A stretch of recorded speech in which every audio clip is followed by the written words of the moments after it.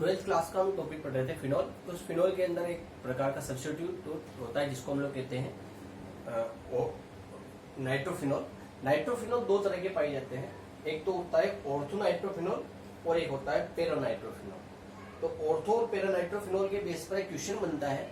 वो प्रश्न इस प्रकार से बनता है कि ऑर्थो नाइट्रो जो फिनॉल होता है, ऑर्थो नाइट्रोफिनॉल का गलनांक या जो क्वथनांक रहता है, ये गलनांक क्वथनांक या घनत्व, ठीक है, इसका गलनांक क्वथनांक पेरानाइट्रोफिनॉल से,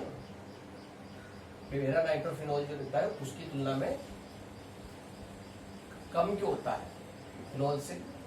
कम क्यों होता है, इस तरह से क्वेश्चन पूछा जाता है। या फिर इसका क्वेश्चन इस तरह से भी पूछ लिया जाता है कि हाइड्रोजन बंध किसको कहते हैं, ये कितने प्रकार का होता है, और इसका उदाहरण, उपयुक्त उदाहरण के द्वारा इसको समझाइए। तो दोनों तरह से इस क्वेश्चन को जब पूछा जाता है तो उसको हम लोग समझ लेते हैं। अगर इस तरह से पूछते हैं कि ऑर्थोनाइट्रोफिनॉल का गलनांक और क्वथनांक पेरानाइट्रोफिनॉल से कम क्यों होता है, तो उसका रीजन ही होता है कि ऑर्थोनाइट्रोफिनॉल जो रहता है उसके अंदर हाइड्रोजन बॉन्डिंग जो होती है, जो हाइड्रोजन बंध बनता है, वह हाइड्रोजन बंध बनता है, ये ऑर्थोनाइट्रोफिनॉल है, इसके अंदर हाइड्रोजन बंध बनता है, वो बनता है अंतःअणु प्रकार का हाइड्रोजन बंध। इस अंतःअणु हाइड्रोजन बंध जिसको हम लोग इंग्लिश के अंदर इंट्रामोलिकुलर हाइड्रोजन बॉन्डिंग कहते हैं,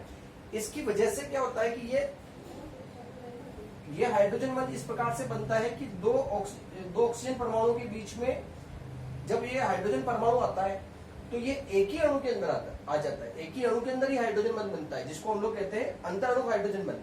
अंतःअणु हाइड्रोजन बंध का मतलब ये होता है कि यदि ये एक ही अणु के अंदर बनता है तो इससे क्या होता है कि ये पूरा अणु हाइड्रोजन बॉन्डिंग कर लेने की वजह से इसका दूसरा जो परमाणु, दूसरा जो अणु रहता है, उस दूसरे अणु का हाइड्रोजन फ्री नहीं रह पाता। अगर हम लोग इसका दूसरा हाइड्रोजन देखें तो ये दूसरा हाइड्रोजन है, वो दूसरा हाइड्रोजन भी क्या करेगा, इसके साथ में हाइड्रोजन बॉन्डिंग कर लेगा, यहीं पर इसके साथ हाइड्रोजन बॉन्डिंग कर ली, तो ये अणु अलग और ये अणु अलग हो जाता है।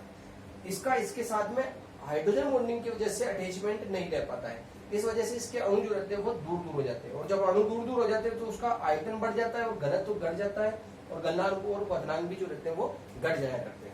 उस तरह से अगर हम लोग इसको पैरा से तुलना करते हैं तो पैरा के अंदर क्या होता है कि इसका जो पैरा वाली कंडीशन का जो हाइड्रोजन रहता है, ये हाइड्रोजन फ्री रहता है, क्योंकि नाइट्रो जो है उधर दूर स्थित होता है, इस वजह से यहाँ से इसकी हाइड्रोजन बॉन्डिंग इधर वाले पर नहीं हो पाती, ठीक है। तो इसकी हाइड्रोजन बॉन्डिंग खुद के एक अणु के साथ में नहीं हो पाती, तो दूसरे फिनॉल के अणु के साथ में पेरानाइट्रोफिनॉल के दूसरे अणु के साथ में हाइड्रोजन बॉन्डिंग करता है। इस वजह से जब ये दूसरे अणु के साथ हाइड्रोजन बॉन्डिंग करता है तो दो अणु को पास पास जोड़ देता है। दो अणु को पास पास लेने की वजह से इसके अणु जब पास आ जाते हैं तो इनके बीच में जो दूरी रहती है, अगर हम लोग इसके बेस, ये जो पॉइंट लिखे वही पॉइंट हम लोग लिखते हैं, इसके अंदर जो दूरी रहती है वो क्या हो जाती है, इनके आपसी घट जाती है।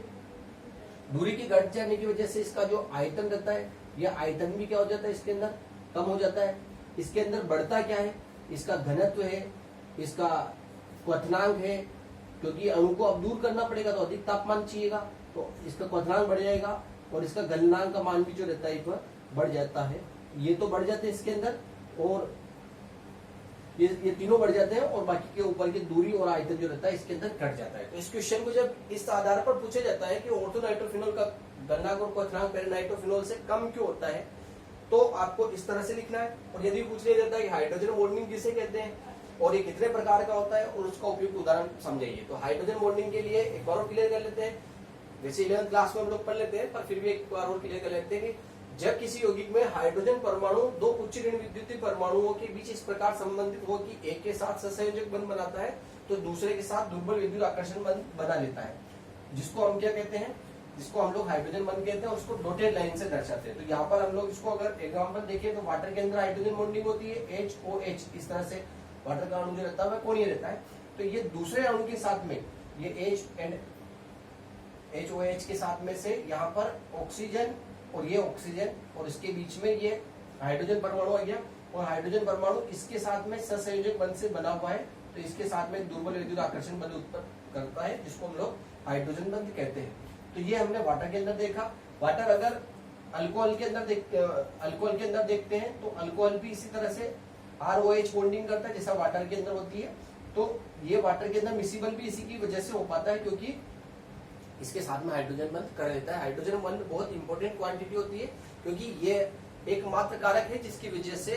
एक अकार्बनिक यौगिक कार्बनिक यौगिक के अंदर विलय होता है। मतलब वाटर के अंदर अल्कोहल विलय होने का कारण हाइड्रोजन बॉन्डिंग होती है। लेकिन किस प्रकार की हाइड्रोजन बॉन्डिंग है ये हाइड्रोजन बॉन्डिंग होती है अंतराणु हाइड्रोजन बॉन्डिंग। इसका क्वेश्चन इस तरह से होगा कि अंतराणु हाइड्रोजन बॉन्डिंग या किस हाइड्रोजन बॉन्डिंग की वजह से जल के अंदर अल्कोहल विलय होता है, तो उसके अंदर अंतराणु हाइड्रोजन बॉन्डिंग लिखेंगे। तो हमारे यहाँ पर 2-3 तरह के क्वेश्चन क्लियर होते हैं। एक तो ऑर्थोनाइट्रोफिनॉल का गलनांक क्वथनांक कम क्यों होता है पैरा की तुलना में, तो हम कहेंगे कि पैरा के अंदर अंतराणु हाइड्रोजन बॉन्डिंग है और इसके अंदर अंतराणु प्रकार की हाइड्रोजन बॉन्डिंग होती है, जिसकी वजह से दूरी बढ़ जाती है। और हाइड्रोजन बॉन्ड किसे कहते हैं और किस प्रकार से कितने प्रकार इसके होते हैं, उसका प्रभाव क्या पड़ता है, अणुओं के अंदर उसका प्रभाव क्या पड़ता है, तो ये भी हमारा इसका एक क्वेश्चन क्लियर होता है।